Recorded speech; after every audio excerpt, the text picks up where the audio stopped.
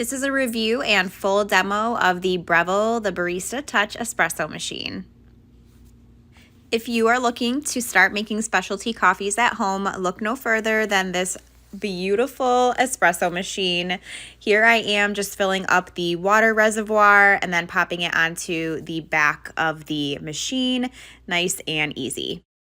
This machine has multiple different grind sizes. You can see both fine and coarse. And then we also have a ton of different settings where you can change the language, the clean cycle, the brew temperature, the milk temperature, how hard or soft your water is. So lots of different options there, which means this can be completely customized to whatever you need.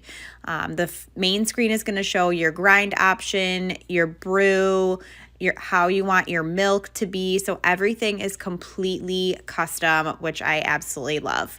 You can make multiple different types of coffees, not just espresso, plain espresso, but you can make an Americano, a latte, a cappuccino, whatever you want. You can also make tea with this too. So what you are going to do is just choose the option that you want. The grinds are going to come out into the portafilter, and then you're going to use the tamper to push them down. That basically just ensures that you're getting the correct amount of beans in the portafilter.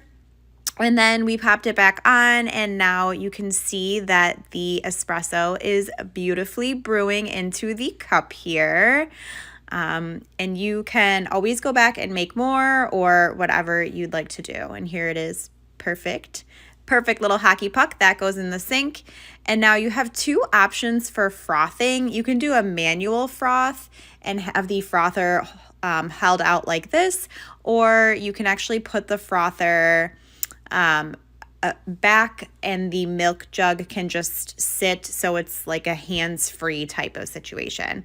So here we go with the milk frother again. This is how you clean it. It has an auto clean feature, so you can see the water is just coming out right now and it's cleaning out the frother.